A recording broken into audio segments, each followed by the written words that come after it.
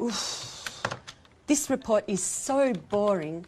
Numbers, accounts and statistics. I hate it. I'm an artist. When I was younger, I used to write short stories, novels, poems, and I was good at it. What has happened to my inspiration? What am I doing here? A publishing house. That's where I would like to work. Okay, Victoria, stop dreaming. Let's get back to the report. The boss wants it on his desk at 5 this afternoon. Oh, isn't there anything more interesting to do? Like listening to some good music.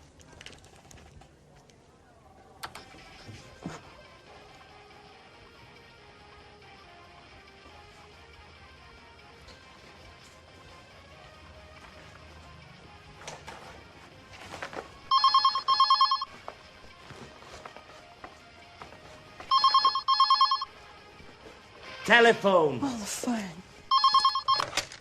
Hello, this is Victoria Lee. Oh, Lucy, what can I do for you? No, I'm not busy. Well, actually, I am very busy. I have to write a boring report for the boss. Anyway, what is it? Is there a problem? What? Mr. Lewis wants to speak with me. Really? Yes, of course. Put him through. Good morning, Mr. Lewis. It's a pleasure to hear from you. How are you? I'm fine, sir. What can I do for you? Yes, I know the product. It's very interesting, innovative, and the marketing department thinks it has a lot of potential for the international market. What? Me? Really? Thank you, sir. Yes, immediately. Yes, Victoria. Today is your lucky day. Bye-bye, boring report.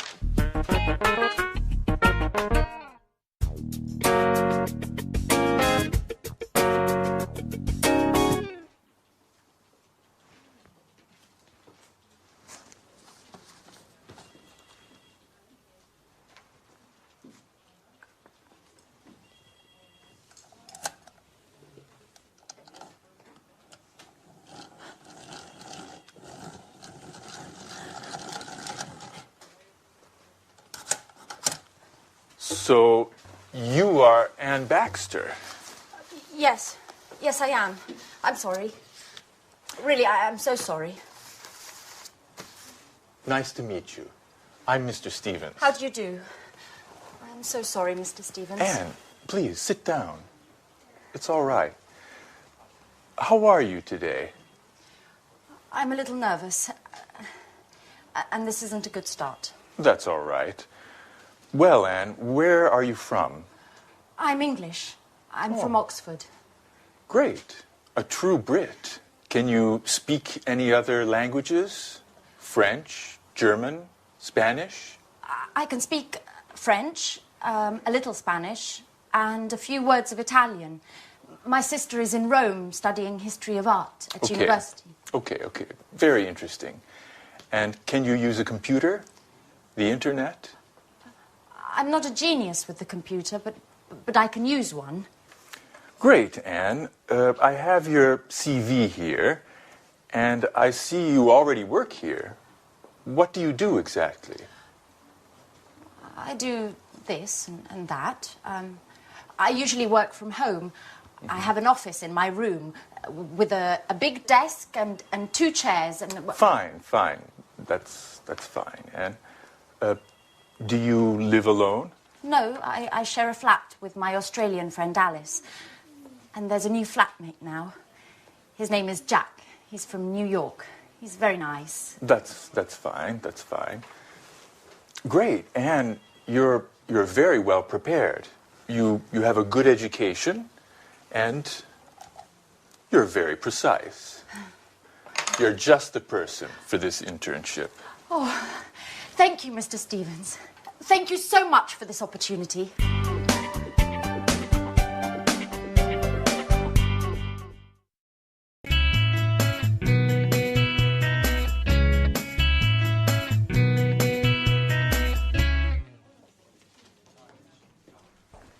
Right this way. Anne, This is Gary. And this is Rachel.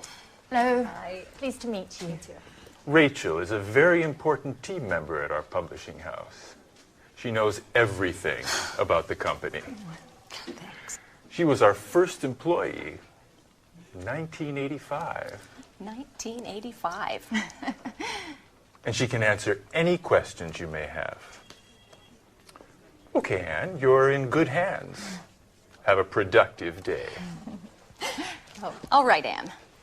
Are you ready? Well, Mr. Stevens founded this publishing house in 1985. Oh, just a moment.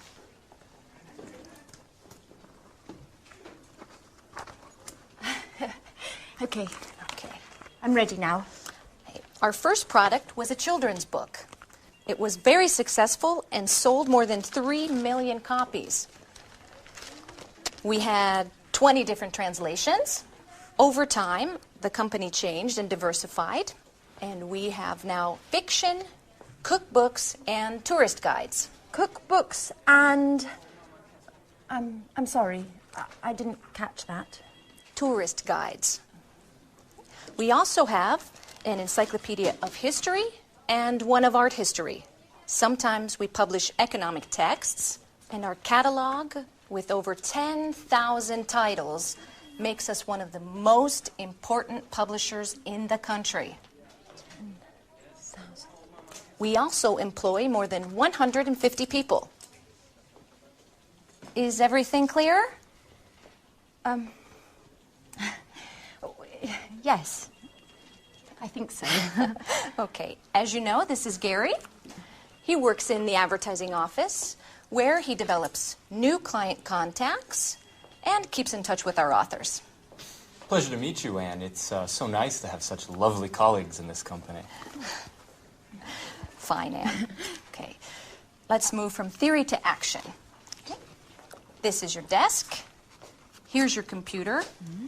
You know how to use one, don't you? Yes. As I told Mr. Stevens, I'm not... Okay. No need to waste time. Okay. Over there is the fax and the photocopier. Okay. There's a coffee machine in the hall over there. Mm-hmm. But please, few breaks and keep them short. Do you understand? Yes. Excellent, Anne. Get to it.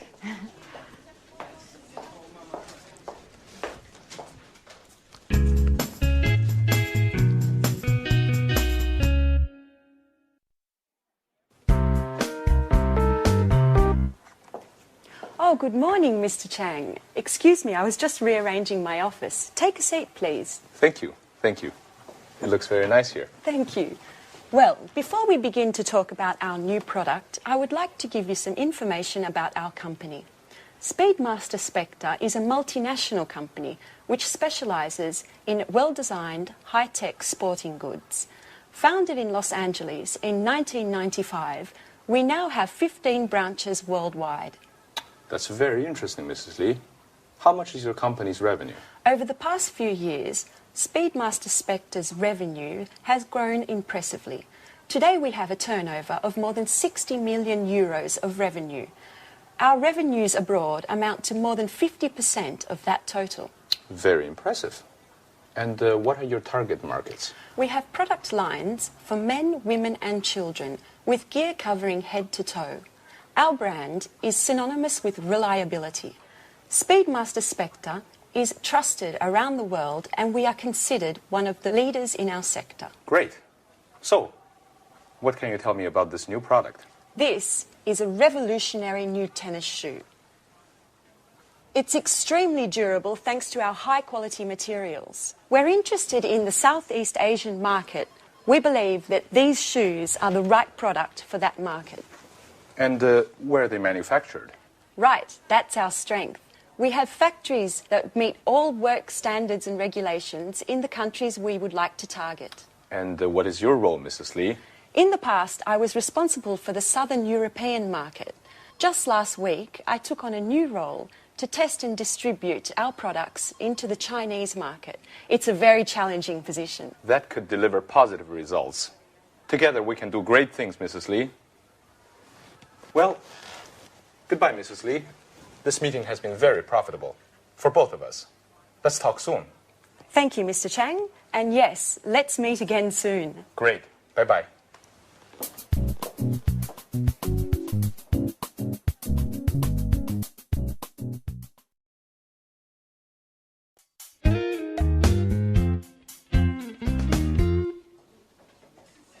Good morning.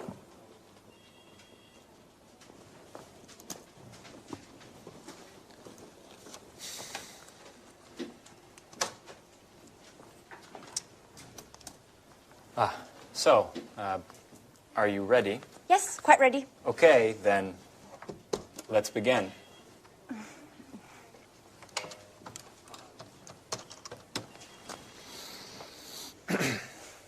Hello, my name is Gary Reynolds from Pilgrim Publishing. May I speak to Mr. Jones? Mrs. Jones, how are you? And how is that wonderful apple pie of yours? I'm fine, thanks. Certainly, I'll hold. With a wink and a nudge, you can get whatever you want, even imaginary apple pie. This author is too important for us. Right. Hello, Mr. Jones. How are you? I'm fine, thank you. I wanted to know if you are interested in contributing to a new cooking guide that we have to bring out soon. Yes, it's a 6-volume collection of recipes to fit the needs of all tastes, with a detailed photo guide for preparation and cooking techniques. And we have to have the materials by the end of next month. Right. Exactly. Sure. Of course. Yes. Excuse me. Could you hold on for a moment? Anne, that's enough. Stop now. I can't concentrate. Oh, sorry, Gary. Sorry. Yes. As I said earlier, if you accept, I can send you a copy of the contract that you should sign and return. No, I'm sorry. We can't wait until next Tuesday. Well, I'll have to check with my boss. I need to ask Mr. Stevens if we can organize a meeting for next week. In the meantime, do you need any prep materials? No problem at all. I can send you an email immediately. Okay, goodbye. It was a pleasure speaking to you.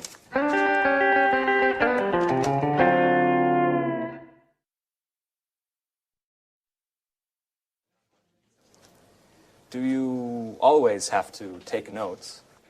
Yes, I do. I have to learn as much as I can, and there's so much to learn. I study my notes every evening. What a model colleague. You're so serious, so diligent, and an absolute nut about cleaning. Truly an asset to this company. You're making fun of me. No, of course not. It's such a shame. Such beautiful eyes shouldn't only read all the time. Come on, Gary, stop it. Let's get back to work. Okay. I mustn't pay you any compliments then. So, Ms. Baxter, can you give me the notes from my conversation with Mr. Jones? Okay. So, you said to Mr. Jones that... Oh, I have to start from the beginning, right? Anne, calm down. It's not an exam. I know what we should do. You should try a telephone call. Me? Oh, no. No, I'm not ready yet. Sure you are. It's not that difficult. Okay. Here, Who do we have to call next? try to call Mr. Clifford. All right.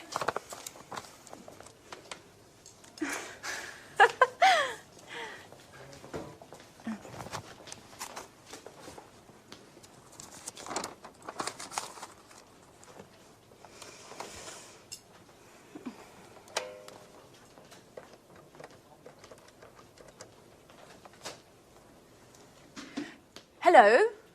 This is Anne Baxter from Pilgrim Publishing. Please may I speak to Mr. Clifford? Oh, I see. All right. All right, thank you very much. Right, goodbye. Well, what happened? Well, Come on, tell me. I dialed the wrong number.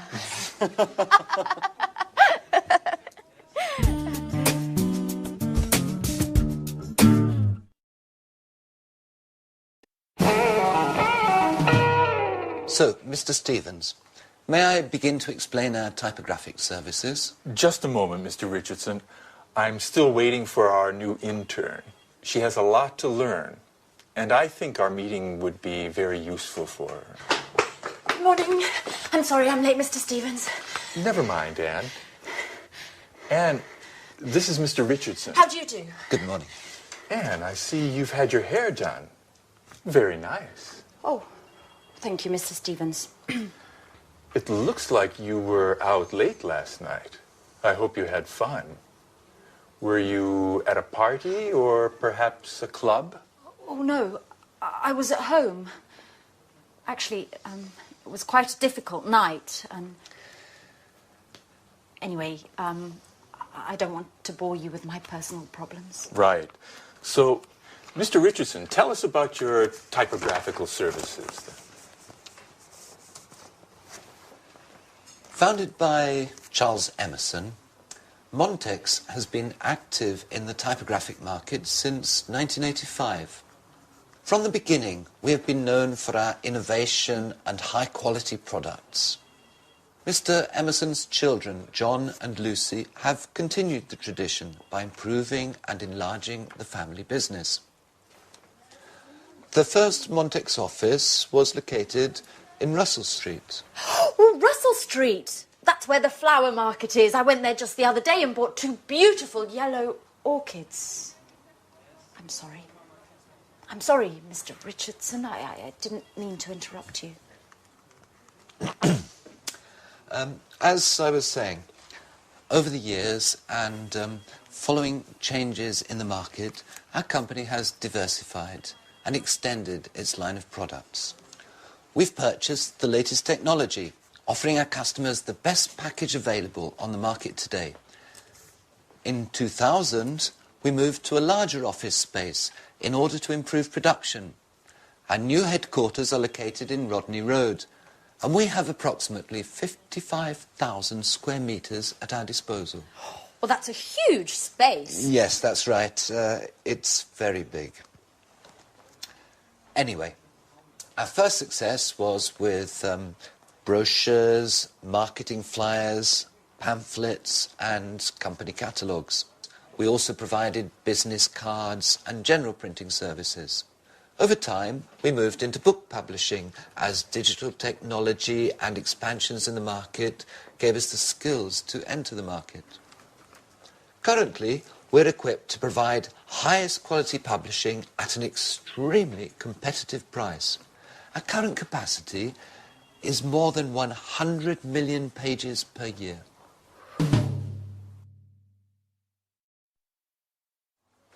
So, Anne, have you understood everything? Would you like to sum up what Mr. Richardson has said? Me? Yes. Could you? Oh, all right. I'll try. Established in 1985 by Charles Emerson, Montex has successfully grown and adapted to changing client needs. In 2000, the company transferred to Rodney Road, where, thanks to cutting-edge equipment capable of high volume, it has optimized its production and extended its offerings, specializing in the publishing sector. Currently, it provides top-quality printing at extremely attractive pricing. Well done, Anne. You have a great ability to summarize. You know, Mr. Richardson, we aren't very pleased with our current typographers. They don't meet deadlines. Professionalism, efficiency and punctuality are the keys to our success. Do you know, that in just a few years, the number of Montex clients has grown by 100%. And what sort of printing do you principally use? Digital printing and offset printing in the case of high-density needs. What? Offset printing? Young lady, you work for a publishing house and you don't know what offset printing is? No, sir. I'm afraid I don't. Is it important? Anne, offset printing is the classic way in which a graphic project done on a computer is converted to the final printed page. I get it. I get it. Well, it is important. It's extremely important. What an idiot I must seem. I basically told you I have no technological know-how. You know, Mr. Stevens, I am studying the editor's manual that you gave me, but I haven't got to the letter O yet.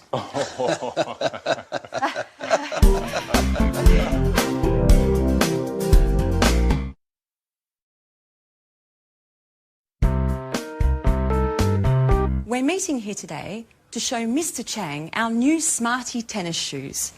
These innovative shoes are made of high-quality materials and are perfect for the Southeast Asian market, which, as we all know, is expanding rapidly. We're especially interested in the Chinese market, which is growing at a pace much faster than the rest of the world. Excuse me for a moment. Henry? Hi. I'm sorry, but I'm in a meeting right now. Let's talk later, okay? All right, tell me, but hurry up. No, Henry, I never told John he could watch TV all day. He must have misunderstood. All I said was that he can watch all the TV he wants, but only after doing his homework.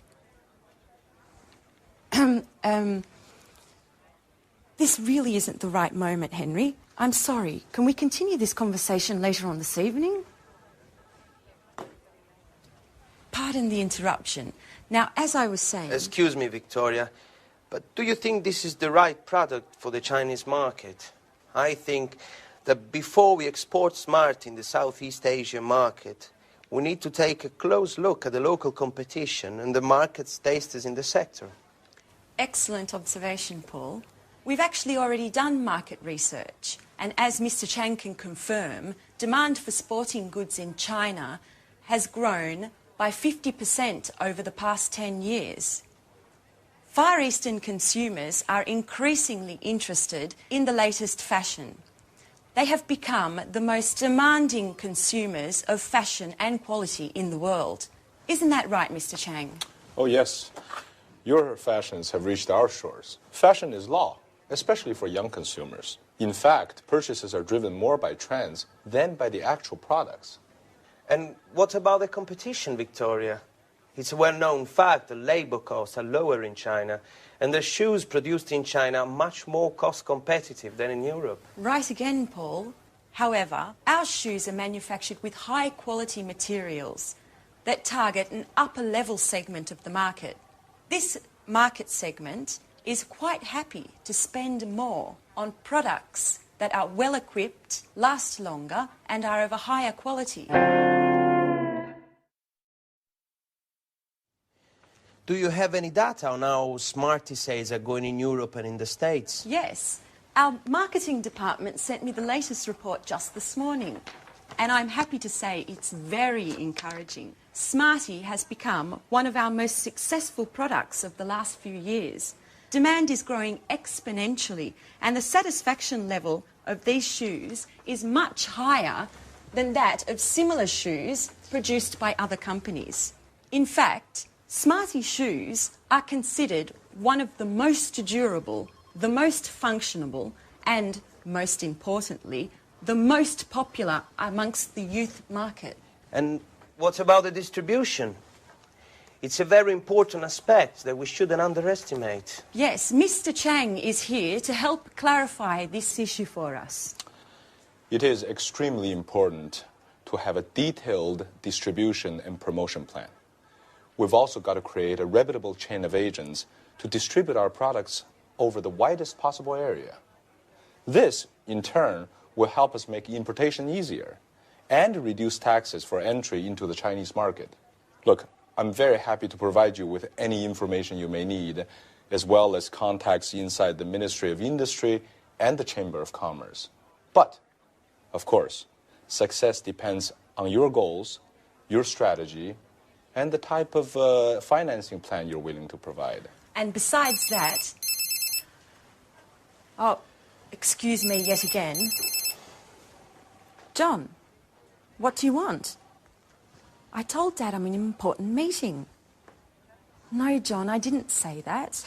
First do your homework, and then you can watch TV, okay? And listen to me. I don't care if your friends aren't studying today just because it's a holiday tomorrow. Do you understand? Tomorrow we're going to see your grandparents, so you have to study today. That's enough of this story, John. No, that's not true. I'm a good mother, and I love you. But it doesn't mean I don't have the right to tell you what to do. Listen, I don't want to talk about this anymore. Goodbye. Pardon me, just a little domestic problem. Well, yes, Mrs. Lee. We all know that kids cause more problems than work. You're right, Mr. Chang. Kids. Anyone who understands them is a genius.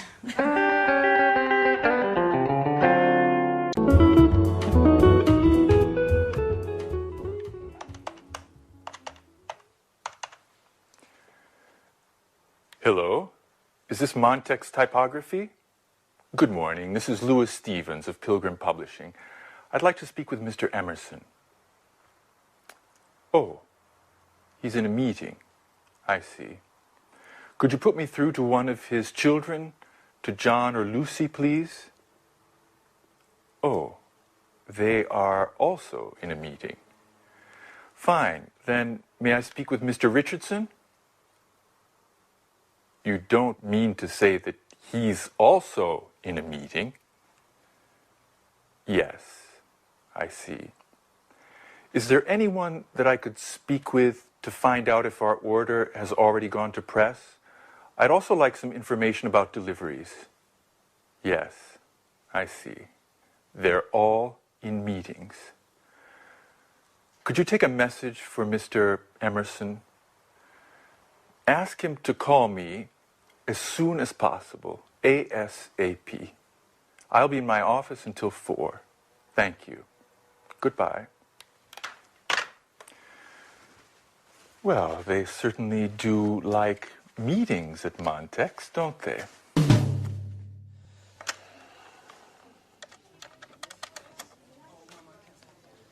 Good morning. This is Gary Reynolds of Pilgrim Publishing. I would like to speak with Mr. Smith, please. Hey there, little guy. Could you give me your father, please? I see, he's not in. May I speak to your mom, then? I see, she's out as well. Okay. Does that mean that you're home alone? No, is there an adult in the house? Your babysitter. Okay. May I speak to her? Yes, hello, this is Gary Reynolds of Pilgrim Publishing. No, not Penguin. Pilgrim. Right. I wanted to speak to Mr. Smith about a new cookbook series that we're preparing. No, you've misunderstood. No, I'm not trying to sell anything. I don't sell encyclopedias.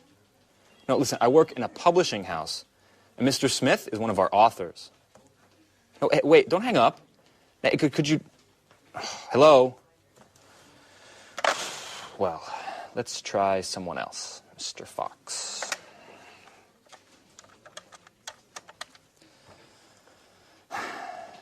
Good morning. This is Gary Reynolds of Pilgrim Publishing. Answering machine. Great. Yes, good morning. This is a message for Mr. Fox. I'm Gary Reynolds of Pilgrim Publishing, and I was interested in finding out if you would like to participate in a new cookbook series that we are publishing soon. You can contact me at your earliest convenience, and you can reach me at the number 786-8776. Okay, thank you. Goodbye. Well, seems like today is just not my lucky day. Oh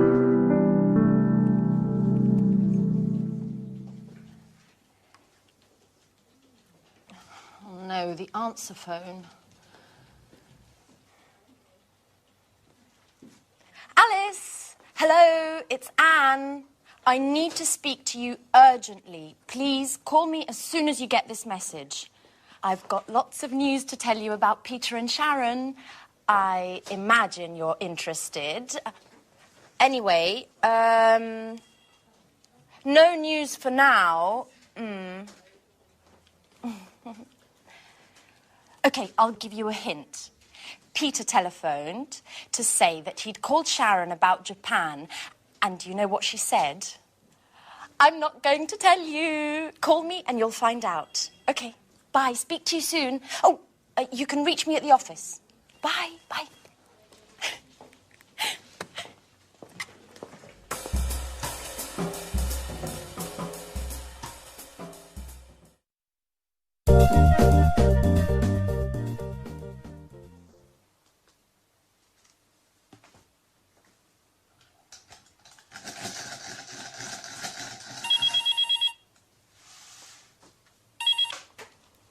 Pilgrim Publishing, good morning. Who is this? Yes, this is Mr. Stevens' office. With whom am I speaking? Oh, good morning, Mr. Emerson. If I'm not mistaken, you're the head of Montex Typography. This is Rachel Gordon, Mr. Stevens' assistant. It's a pleasure to meet you. On the phone. No, I'm sorry. Mr. Stevens isn't in at the moment. He just left. Yes, I know it's 4 o'clock. No, unfortunately, he was called away unexpectedly. Would you care to speak with me? No, don't worry. There are no secrets between Mr. Stevens and myself. Yes, he telephoned to find out if you had already begun work on our order. And I think he also wanted to know about the means of delivery. Uh-huh. Fine. Ah, Mr. Stevens will be pleased. Yes, taken note of everything. In any case, I'll have him call you tomorrow morning.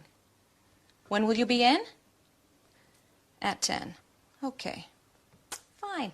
Goodbye, Mr. Emerson. I look forward to meeting you in person.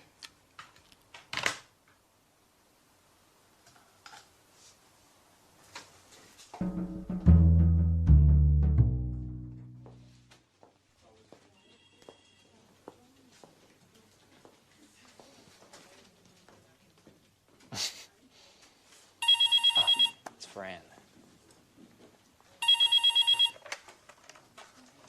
Hello? No, I'm sorry. She's not here right now. Who's this? Alice. This is Gary. Right, the Joker. Which, by the way, was Anne's idea. No, I didn't want to go along, but she insisted. No, I don't know where she's gone. Perhaps to make some photocopies. Would you like to leave a message? Uh-huh. Okay, I'll tell her to ring you as soon as she returns. Are you at home? No, your cell phone. Okay. All right, bye. Oh, hey, Alice. You know, you seem like a really nice girl, even if we don't know each other. May I ask you something? No, it's just that, well, would you like to have dinner with me tonight? But please, don't say anything to Anne. She might get angry. No, I know you two are such good friends. You live together. Okay, don't get worked up. Listen, I was just joking. All right, bye, Alice. No, bye. What a hothead. You really can't say anything to her. Such a pity. I would have liked to take her out. She is very nice.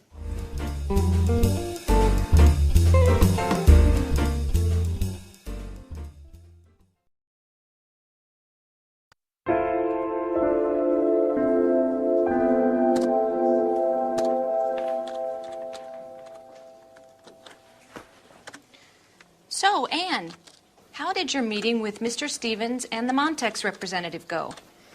Quite well. Actually, it was very interesting. Did they come to any agreement? Well, for the moment, Montrax is going to print 3,000 copies of our next series of cookbooks. Mr. Stevens wants to give them a trial run and see how they work. If they meet their deadlines and price competitively, he'll sign on for larger deals in the future. Well, we're hoping to optimize our work and drive down costs a little. And the publishing market is in a deep crisis. Readership is dropping rapidly, which is driving down sales. At the same time, production costs are increasing because of foreign rights acquisition as well as distribution costs. As a matter of fact, I haven't bought many books recently. Tell me, Rachel, does this crisis also affect us here at Pilgrim? Certainly. The negative trends of the market are felt throughout the sector, beginning with those who work in it. In any case, I'm optimistic, and I'm sure this is just a passing crisis, and that the publishing sector will soon recover. That's probably what Gary wanted to talk to me about this morning. I saw him, and he said that he had something very important to tell me. Uh-huh. What? Why are you making that face? No, it's nothing, Anne. It's just that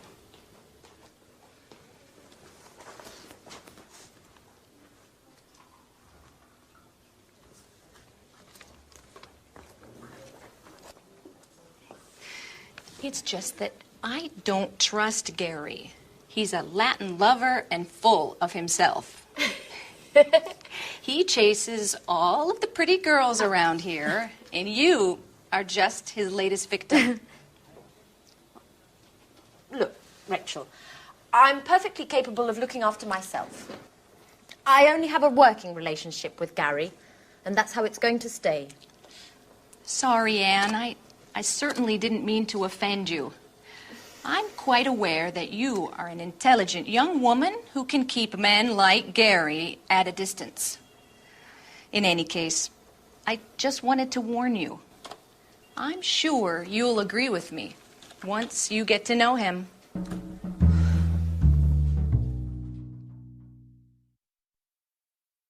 Yes, to be honest, I am a bit worried.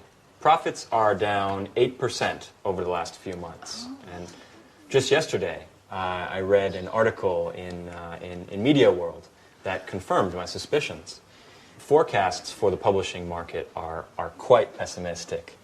And the general feeling is that things are going to continue to go downhill based on current trends. The next 5 years could see a further drop of 20%. If we leave out bestsellers and fiction, then the entire publishing market has taken a direct hit.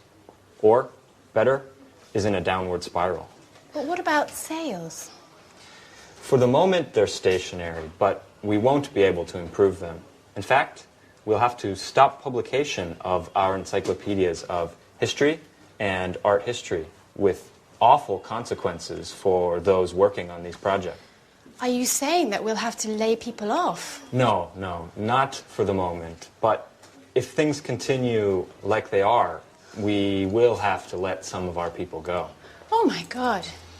There must be something we can do to keep from cutting staff. I'm meeting with Mr. Stevens this afternoon to discuss the situation. We're going to focus on new objectives for the company in both marketing and sales. Perhaps we will develop a new line of economic paperbacks, which might help sales. But the other publishers are already doing that successfully. I think we'll need to develop new products to encourage new market opportunities. Well said, Billy. I've already got an idea to suggest. It won't resolve all of our problems, but it could bring about some interesting developments. And what might this new idea be? Anne! Well, Anne, are you in there? Hey, you! I'm looking for my friend Anne. Is she with you? Anne! Surprise! Anne, hello. Come back to Earth. Someone's looking for you. Anne! Alice! What are you doing here? Well, I came to see where you work, Anne.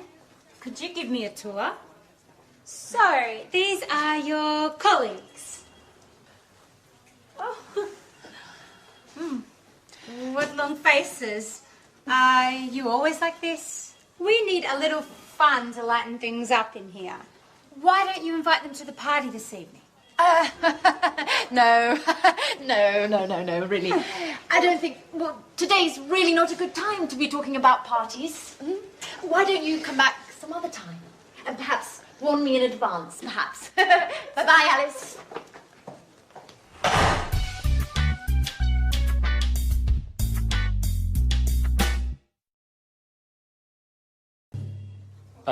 Right. Anne, are you ready for your next telephone call? Oh, yes. Okay, you need to get in touch with Mr. Bradford. He's a great author who has worked with us for years. He's quite friendly, and he's quite a wizard at the stove. He opened a restaurant a few years ago, but he sold it to move on to writing cookbooks. He knows 1,000 tricks in the kitchen, and he can make anything taste great, even tomato soup. Oh, come on, stop it, Gary. I've only had half a sandwich today, and hearing about tasty treats is driving me crazy. I know. Speaking of eating, when are we going to have dinner together? You don't know when to quit, do you? Enough joking around. But let me give the kitchen superman a call. Okay, but don't forget to pay him compliments. This guy just eats them up.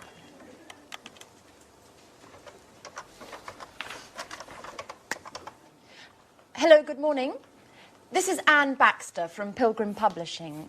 Please may I speak to Mr. Bradford? Oh, Mrs. Bradford, hello. I've heard a lot about your husband. He's quite the chef, isn't he?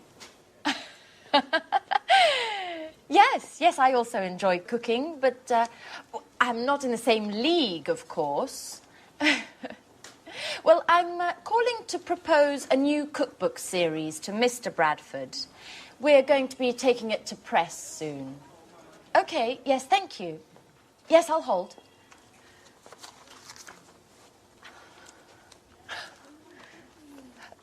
Good morning, Mr. Bradford. Hello, this is Anne Baxter from Pilgrim Publishing. First of all, congratulations. You're a legend around here. But as I was telling your wife, I'm calling to see if you're interested in participating in a new cookbook series that Yes, I know that you've always spoken to Gary Reynolds, but I'm the new colleague who's been assigned to this project. I beg your pardon? Well, excuse me, Mr. Bradford, but I don't understand why you consider Mr. Reynolds to be more competent than myself. In any case, if you'd like to speak to him, hold on a moment. I'll put you through. Hey, Mark. How are you? Yeah, I think you upset Anne, our new intern. Oh, she's a fantastic colleague, diligent and hardworking. Yeah, let's set up a meeting so you can meet her. You'll be very impressed. She's also a great cook. In the meantime, I'll send you a detailed outline of the project. Okay, and we'll see each other Tuesday at 10. Okay, right. Bye, Mark.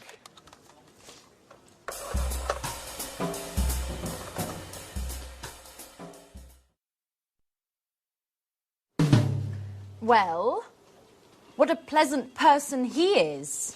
Oh, come on, Anne. Don't let him get to you. Mr. Bradford is just a little shy with those he doesn't know. But you'll see. He's quite a lot of fun once you've met him. Why don't we take a short break? How about a little fun on the telephone? I need to relax and have a good laugh. Okay. But who should we call? I know. Let's call my flatmate Alice. She's always looking for new boyfriends, and you could pretend to be a friend of Jack's, the other flatmate, saying that you saw a picture of her and that you'd love to meet her. Okay, but she isn't going to get angry with me, is she? Oh, no, we'll tell her it was just a joke.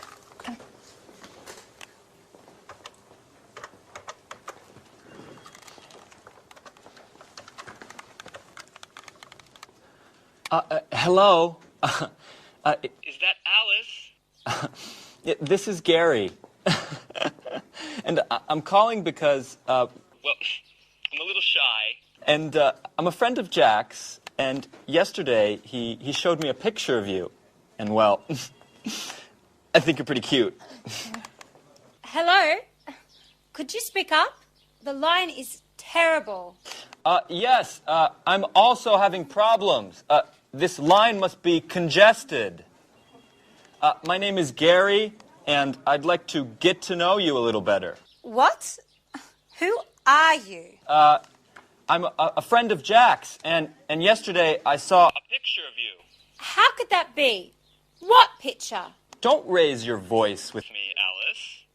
In the picture, there were 3 people. One was Jack, one was an ugly girl, and then a very beautiful lady. And Jack told me it was you. hold on, while I put you through to a friend of mine who doesn't agree with me about the ugly girl. Hello? Who's speaking? This is Alice, and I urgently need to speak with the other guy. I think his name is Gary. I'm afraid I can't hear you. Could you speak up? I said I urgently need to speak with Gary. Oh, I'm afraid Gary's very busy at the moment. If you'd like an appointment, I can fit you in the beginning of next month. What? You are joking, aren't you? I told you I need to speak with him immediately. Alice! It's Anne. It's a joke. And you fell for it completely. Anne, you scared the hell out of me. What a stupid joke. Okay, maybe it was a stupid joke, but you bought it hook, line and sinker.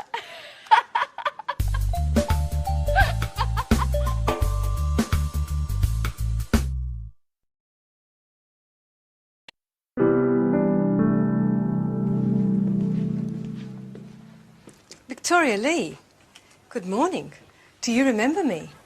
Yes, certainly. And to what do I owe the pleasure of your unexpected visit? Beautiful office. My compliments. You've certainly come a long way, haven't you? Well, I can't complain. If you don't mind, I've got quite a lot to do. You didn't feel that way a year ago when we first met. Listen, Mrs. Baker, that was a very difficult period for me. I wasn't happy with my job and... Don't worry, Lee. I'm not here to visit the past, but rather to talk about the future. What? I've recently heard quite a bit about you. I know that you've done great things to improve the bottom line of Spectra. As a matter of fact, that's why I'm here today. I'd like you to come and work for us. Thank you, Mrs. Baker, but... Just a moment, Lee. Let me have my say. If you came to work for us, you'd not only have the opportunity to work for a successful company, but you'd also have a brilliant career with full satisfaction ahead of you. I'm flattered, but as I said, I'm very pleased with my present employment. If I were to propose a position as business development manager, would you consider my offer? Mrs. Baker, please, if I were to come and work for you, I'd be doing my company a disservice. Just think it over, Lee. If you accept, you'll get a much higher salary than your current one. Of course, I forgot to mention the company car and mobile phone, not to mention an impressive percentage of sales. That's enough, Mrs. Baker. Your offer is very tempting, and if I were free, I would certainly accept. However, things have changed greatly. I am very satisfied with my job here. Mrs. Lee, I've brought you this brochure. I was just, Fine, I'll leave. Mrs. Lee, just think about what I said. I'll be in touch.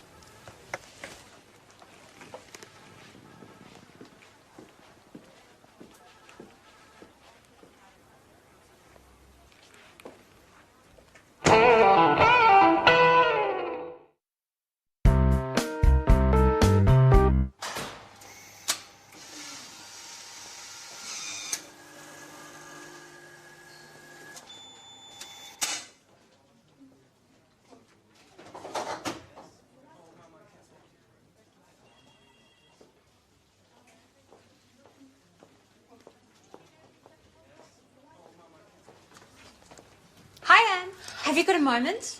I just have to show you a few things. Alice, how many times have I told you to call before you come and visit me at the office?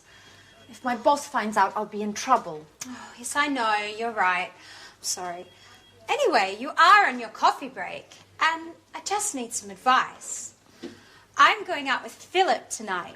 You know, the handsome guy I met at the library last week. Oh. I told you about him, didn't I? I don't know, Alice. I've lost count.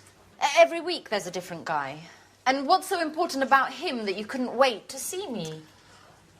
What if I wear this tonight? It's nice. Red suits you. Really? But if I wear this, I'll have to find the right black shawl. By the way, can you lend me the one you bought last Saturday? Alice, it's brand new. I haven't even worn it yet. Come on, Anne. I told you that this date is really important to me. Okay.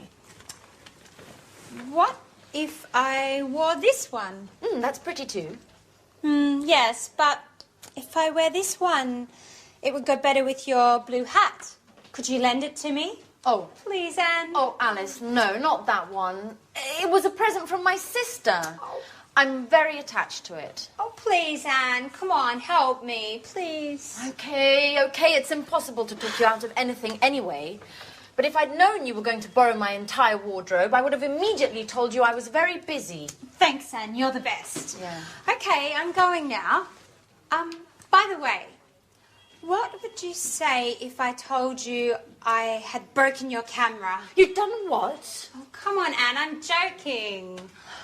Oh, I think work is making you just a little bit too nervous. Bye.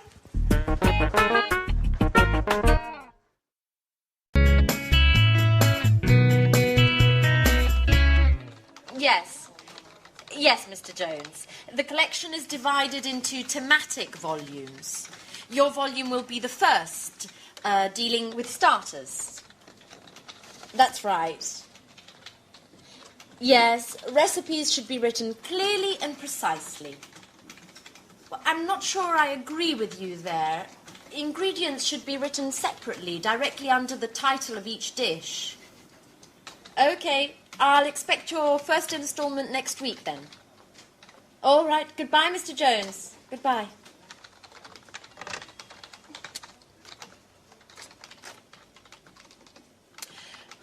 Excuse me, Gary. Has Mr. Bradford got in touch yet? Gary? Hello? I asked you a question. Could you answer, please? What's up, Anne? I'm sorry, I'm writing the contracts to send out to the authors. Have you spoken to Mr. Bradford yet? No. Could you give him a call? I'm really very busy at the moment. Okay. Could you at least tell me where you are with him? Has he sent us the materials? Gary? Hello, Gary? What? Please, can you tell me what is so entertaining about drawing up contracts? Why? Because you're glued to your computer and you keep laughing like a fool. I'm just in a good mood today. Come on, Gary. I'm not stupid. What are you doing? Okay, you've caught me out. I'm chatting. It's great fun. Would you like to give it a try?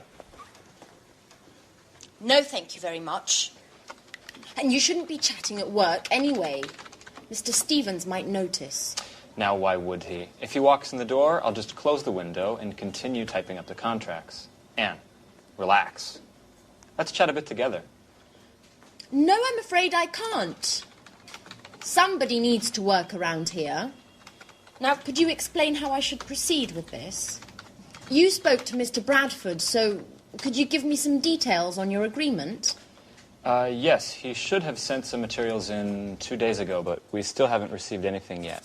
Give him a call and see where he's at with those.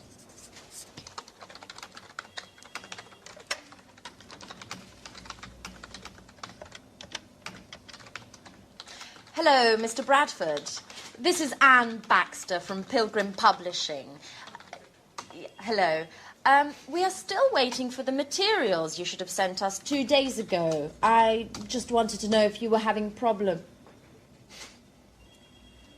Well, what does the index have to do with it? I'm afraid I don't understand. No, it's just I wasn't aware that... No, I don't think... What, could you just hold on a second? Hey, Mark, this is Gary. No, don't worry. Everything's just fine. Anne just didn't know. Have you finished the index, then? Okay, great. We'll expect your email, then. Okay. Bye, Mark. I hate you, Gary. If you spent a little time filling me in instead of chatting on your computer, I might just know what's going on around here. What? Ooh!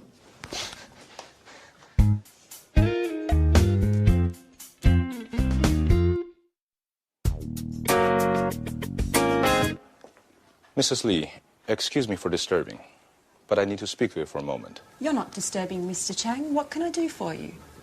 Perhaps it's none of my business, but considering the importance of the deal for you and your company, I want to be absolutely sure that everything goes smoothly and that no ugly surprises are around the corner. I don't understand, Mr. Chang. What are you getting at? You see, Victoria, I value you highly and trust in you, but I don't like people going behind my back. What are you insinuating, Mr. Chang? Victoria, I know very well the woman who visited you in your office yesterday, Mrs. Baker, Human Resources Director for Play, the world's largest sporting goods chain. And? Mrs. Baker is well known as a headhunter. You know, those personnel managers who rob other companies of their own talents to employ for their own companies. So tell me, Victoria, what did Mrs. Baker want from you? You're right. Mrs. Baker made me a very interesting offer, but I certainly have no intention of accepting. Are you quite sure, Victoria? Look, Mr. Chang, I had an interview with Mrs. Baker last year. At the time, I was working for Spectre, but I was very unhappy. I had been hired to work in the business office and had expected more important assignments. But unfortunately, my work was very monotonous and boring, nothing that met my expectations. So I sent a CV to Play, they contacted me for an interview, but there weren't any positions open at the time. Therefore, I stayed at Spectre. And there's another thing, Mr. Chang. I have a dream. I've always wanted to work in a publishing house, ever since I was a teenager. And that's also why I wanted to leave this job. Numbers just don't go with my creativity. And what about now, Victoria? Do you still doubt about your job? And what about your expectations? Well, now things are different. I've taken on a role with more responsibilities, and I'm working on important projects like this one. It's been a double victory for me. Not many women have such prestigious positions, and I'm quite proud of that. I finally have the chance to demonstrate all my abilities, and I have no intention to renounce that. You have to believe me, Mr. Chang. I have no intention whatsoever of betraying my company. I believe you, Victoria. I certainly appreciate your sincerity. You're quite a capable young woman. And I'm certainly very pleased to have solved this little misunderstanding.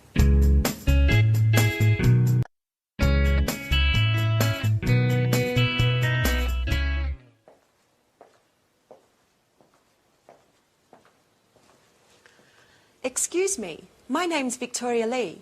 Today's my first day at work, and I'd like to know... Great. Great way to start. Where is everybody? Mr. Stevens told me I was going to meet my new colleagues, and they were going to explain everything. Wonder if I've come to the wrong department. Ah, you must be the new arrival. Pleasure to meet you. I'm Rachel. The pleasure's all mine. My name's Victoria Lee. Mr. Stevens asked me to show you the office and explain everything. So, over there is the fax and the photocopier. This is your desk and computer.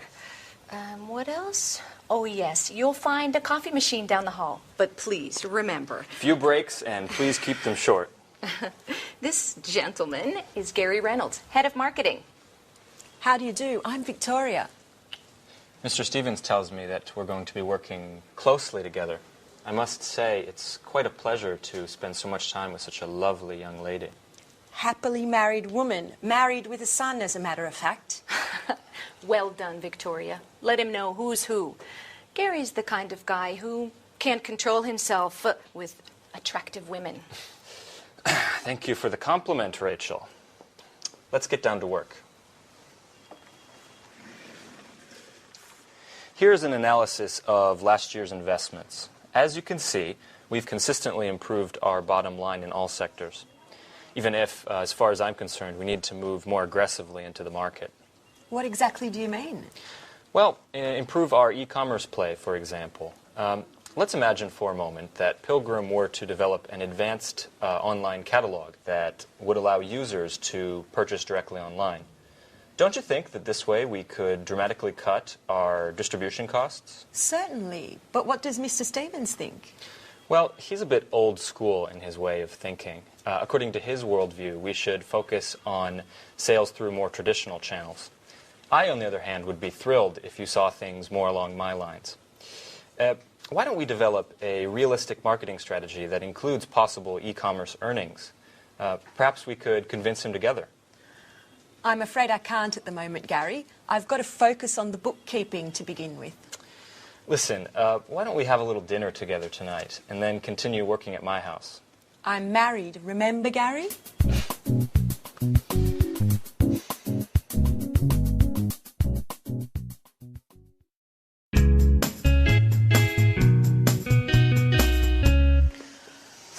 Statistics, accounts, reports. Not much has changed from Spectre. And I was hoping for a more creative position. See you later. Oh, hello. You must be the new hire. I'm Anne Baxter. I'm Victoria Lee. I recognise your name. Have we met before? I don't think so. Or perhaps we met at the Red Lion pub. I often go there with my friends. No, it doesn't sound familiar. Actually, I have a son, so I don't get out much. But still, I've heard your name before. Just a moment, now I remember. We met on the telephone when I was still working at Spectre. We both had that problem with our courier, Fast. Oh, yes. Oh, yes, I remember now. You were having problems with a shipment to China. Gosh, what a coincidence. Well, who would have ever thought we would end up working together? So, how are things going? Well, it's still too early to say. Today's my first day at work. Oh. Well, I presume you've already met Gary. Yes, earlier. We're working on a project together. And I bet he's already invited you out to dinner. Yes, as a matter of fact. And he's probably told you that he loves working with charming young girls such as yourself. Yes, and how do you know? He always uses the same line. He did the same with me. How original. Well, I'm pleased that you've joined us here, and, well, I hope we'll become great friends. Yes, well, I'm sure we will. You're very nice. And who knows, maybe that telephone call was destiny. Ooh.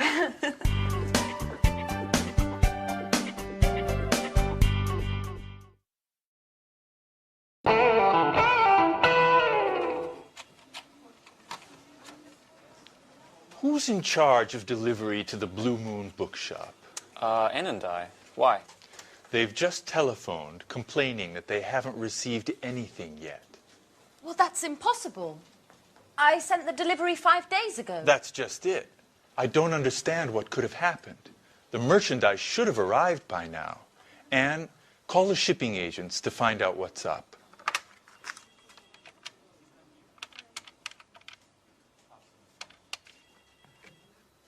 Hello, am I speaking to Fast Shipping? This is Anne Baxter from Pilgrim Publishing. I'd like to follow up on the merchandise we sent 5 days ago. Sorry? What? That's impossible. There must be some mistake. You can't have delivered it. Our client has just telephoned saying that they haven't received anything yet. Okay. Okay, I'll take a look at the paperwork and get back to you. Yeah, bye-bye. Well, Fast claims that the goods were signed for by the consignee. Rachel, go get the bill of lading. We need to look into what caused this mistake. Gary, are you sure you provided the exact address? Certainly, I still remember it. It's 35 Lafayette Avenue, Orange. That's it, all right. What about the duty? Do you remember paying it? Duty? Excuse me, Mr. Stevens, but we're EU members and aren't required to pay duty. Merchandise is free to move between the member states, and duty is no longer required, nor is documentation. EU? What does Europe have to do with it? Excuse me, but Orange is in France, isn't it? Good God, Gary.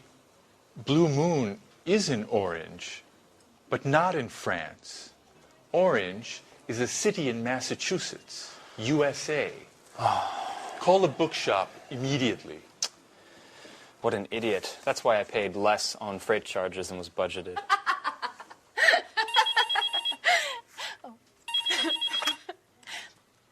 Hello, Pilgrim Publishing. This is Anne Baxter. How may I help you? Hello, this is Victoria Lee. I'm calling in regards to the shipment. I was wondering if you had any news yet. Yes, actually, I was just about to call you. Unfortunately, there's been a misunderstanding, but don't worry. We're taking care of things on our end, and you should receive the goods very soon. Could you tell me exactly what's happened? My boss is extremely upset. The shipping documents were in order. According to the bill of lading, the supplies should have already arrived. Can you explain why the merchandise is blocked in the custom warehouse? Customs? Oh, no, you see, I'm afraid there's been a slight problem in addressing the goods, and they've been sent to a destination in France instead of Massachusetts. France? Massachusetts? What are you talking about? The merchandise was destined for China. China? Excuse me, are you the owner of the Blue Moon in Orange, Massachusetts? No, I'm not. I work for Spectre. We're a multinational sporting goods manufacturer. I'm speaking with Fast Shippers, aren't I? Well, actually, no. This is Pilgrim Publishing. I'm afraid you've got the wrong number. But we do have something in common. We both use the same courier.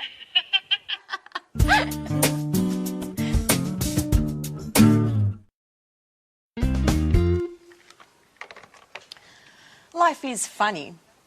I dial a wrong number, and who do I call? A publishing house. Maybe it's fate. Nice young woman as well. What was her name? Anne Baxter, that's right. We use the same couriers and are both having problems with deliveries. What a strange coincidence. Mrs. Lee, have you spoken with Fast Shippers yet? Not yet. The number's always busy. We have to figure out what's happened. This delivery delay is costing us a lot of money. The courier assured us that the merchandise didn't have to pass through customs, that it would have left their warehouse with the customs bill already compiled, without any additional customs requirements. That's right. Considering the shipping costs, they're so high because they include all international delivery costs, such as transit, loading and unloading, assembly, and warehouse storage costs. Just a moment. I've got it. Did you remember to attach the certificate of origin, Mrs. Lee? The certificate of origin? I don't really know what that is. It's never been required for our shipments. The certificate of origin is that document which states the merchandise's country of origin for customs purposes. It's absolutely necessary for companies doing business in countries which don't belong to the EU, provided upon customs officials' request. And China is one of those countries. I'm sorry, Mrs. Collins. I didn't know. I swear it. Up until now, I've never taken care of shipments. This is going to be one very expensive mistake. Oh, by the way, I'll be taking our losses caused by this delay out of your salary.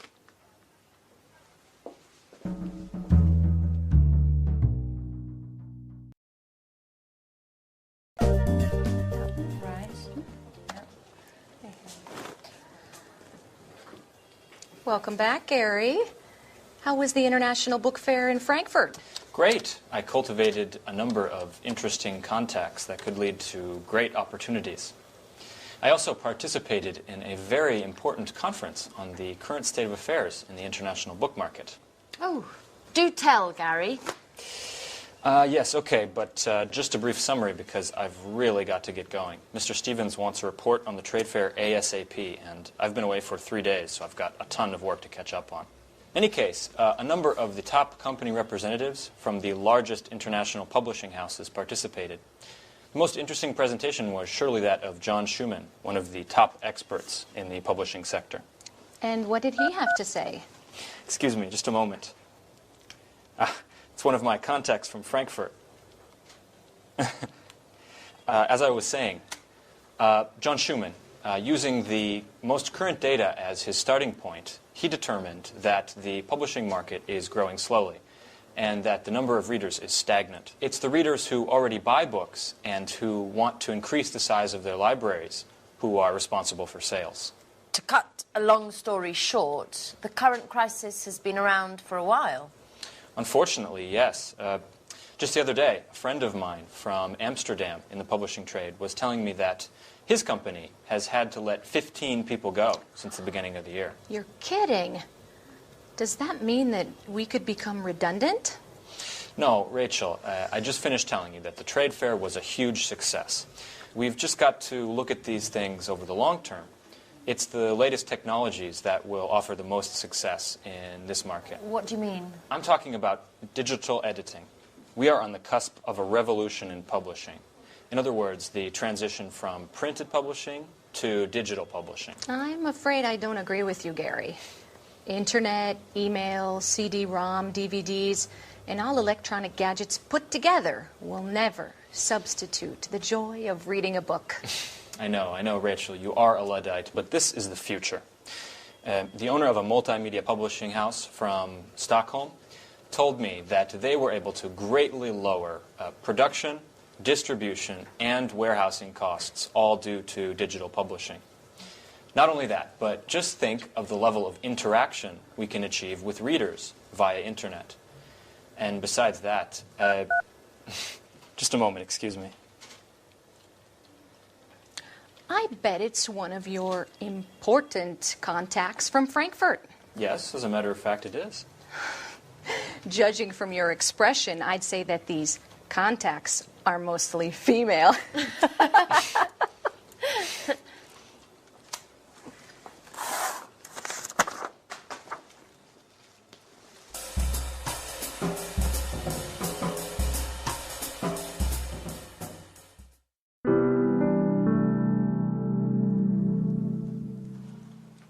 Oh, hi, Victoria.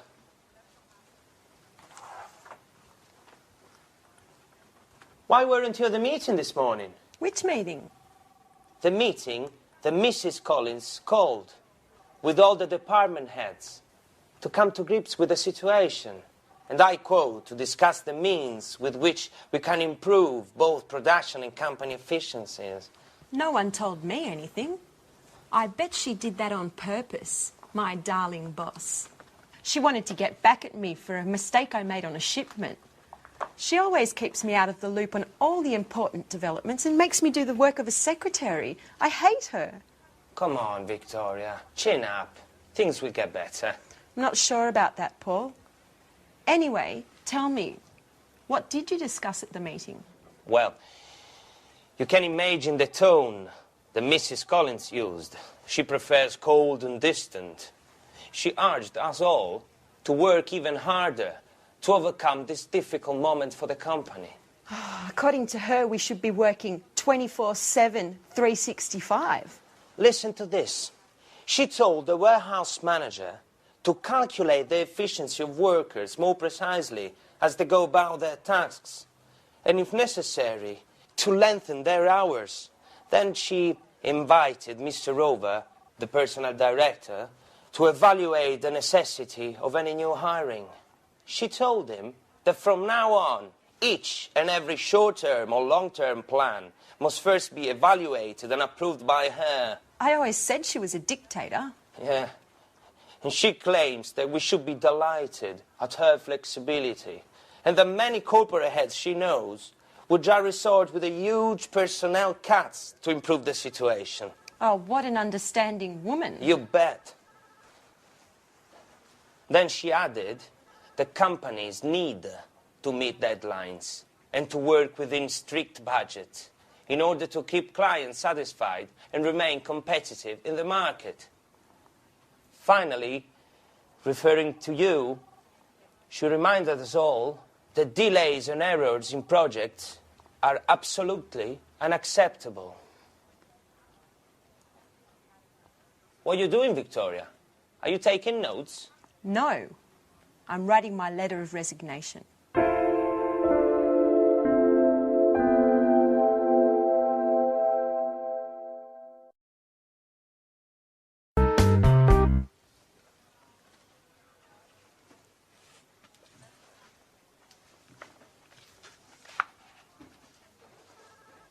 Paul.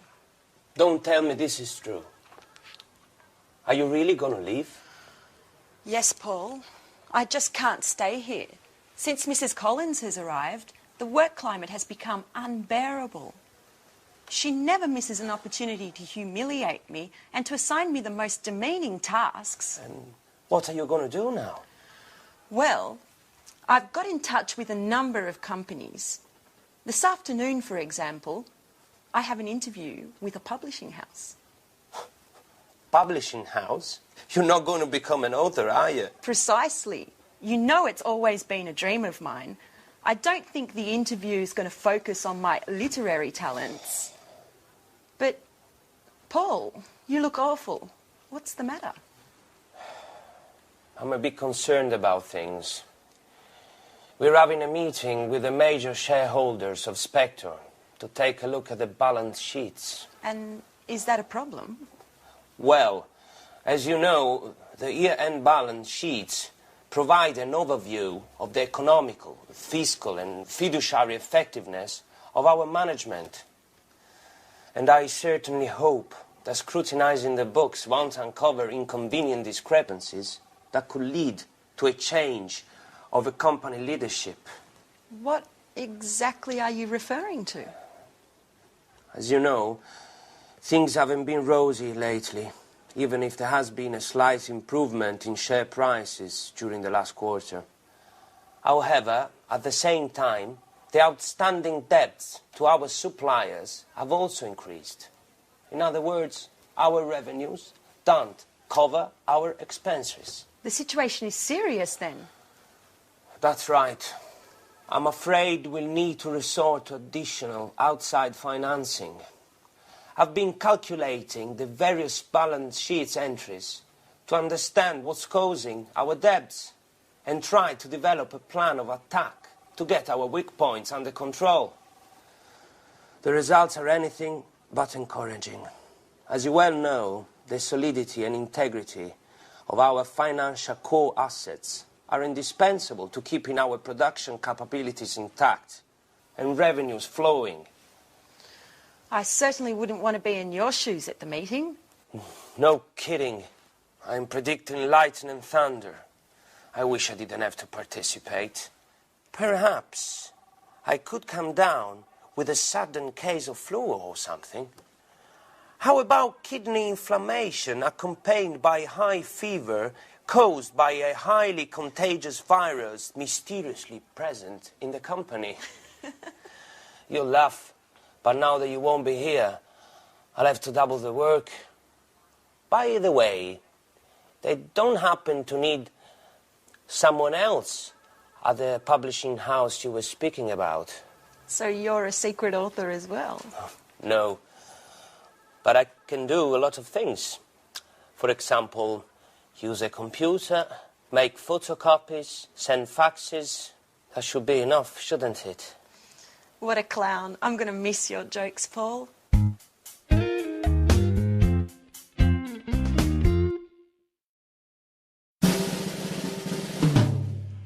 Yes, I see. I understand. But it has to be done by Friday. Is that possible? Good, good. It's very important. We'll be in touch. Thank you. Goodbye.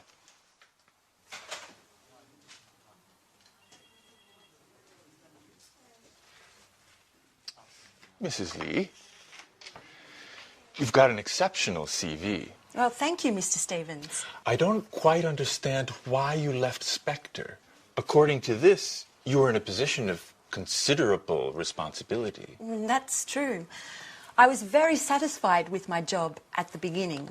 I had a very prestigious position and many high-profile projects were sent my way. However, once Spectre was taken over by a Japanese multinational, things just took a turn to the worse. My boss was let go, many of my colleagues were transferred, and I was relieved of my duties. And of course, well, maybe I shouldn't tell you. Please do. No reason to be afraid. Well, the truth is, I just didn't get along with my new boss. I appreciate your frankness. Sincerity is one of the main qualities that I look for in my employees. But tell me, Mrs. Lee, how are your bookkeeping, invoicing, and administrative skills? Excellent, I would say. But I wanted to speak to you about an... Are you familiar with the publishing market? Yes, to a certain degree. But as I was saying, ever since I was a child, I've always been fascinated by... You can tell me about your dreams at another time, Mrs. Lee. Currently, we're busy with our year-end balance sheet, and I need a well-trained assistant to prepare an assessment of our administrative expenses and to study our assets and liabilities. You, considering your experiences, appear to be a perfect fit. Well, thank you, Mr. Stevens. But once this emergency has blown over, I was wondering if perhaps you could take me into consideration as Yes? as an author. I'm quite talented. My literature professor at university used to encourage me. This is not a school, Mrs. Lee. I got in touch with you to speak to you about our marketing office. That's what I'd like to hire you for. Please don't be offended, but keep your dreams to yourself for the moment. As far as books are concerned, we can get started on the bookkeeping immediately. Certainly.